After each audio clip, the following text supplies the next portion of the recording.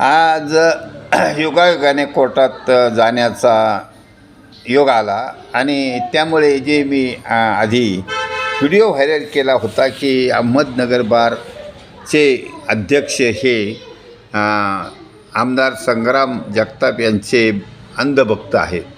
त्यावर अनेक वकिलांनी संमती दर्शवली, आवडला म्हणून सांगितलं, परंतु ते समोर आले नाही.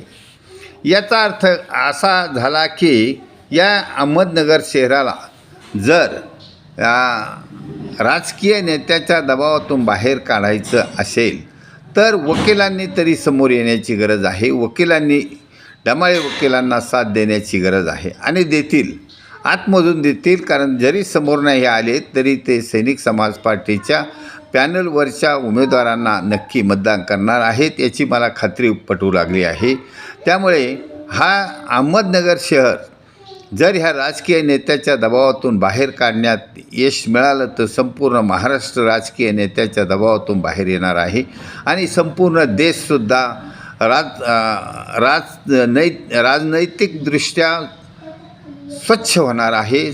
आणि त्यामुळे हा जो मी आंदोलन सुरू केलं आहे, बौद्धिक आंदोलन, ते मतदारापर्यंत जात आहे. मतदार त्याचा अंमल घेणार आहेत आणि मतदारामुळेच हा राजकीय दबाव नष्ट होणार आहे. कारण आधी नगरचा राजकीय दबाव नष्ट करायचा आहे आणि लोक इच्छुक आहेत, त्यासाठी इच्छुक आहेत, ते पुढे येऊ इच्छितात, पण मतदानासाठी येऊ इच्छितात आणि त्यासाठी 68 उमेदवारसुद्धा पुढे येऊ इच्छितात.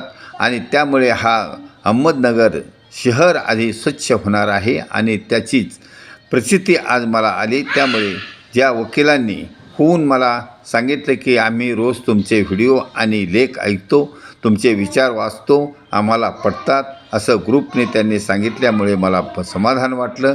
कारण वकील हाच एक असा सदस्य आहे की तोच काहीतरी परिवर्तनाला मदत करू शकतो. परिवर्तनाच्या लाटेमध्ये त्याची लीडरशिप, नेतृत्व उपयोगी पडणार आहे. जर अहमदनगर शहराच्या वकिलांनी सैनिक समाज पार्टीचा साथ दिली तर नक्कीच ह्या बौद्धिक आंदोलनाला माननीय अण्णा हजारे यांनी सुरू केलेल्या परिवर्तनाची लाट म्हणजे स्वातंत्र्याच्या दुसऱ्या लढाईला यश मिळणं शक्य होणार आहे आणि सोपं जाणार आहे. त्यामुळे ज्या वकिलांनी माझी भेट घेऊन मला आवर्जून सांगितले की तुमचा लेख आणि तुमचे व्हिडिओ, तुमचे विचार आवडतात, त्यांचे सर्वांचे धन्यवाद. भारतवर्ष की जय. छत्रपती शिवाजी महाराज की जय. सैनिक समाज पार्टीचा विजय असो.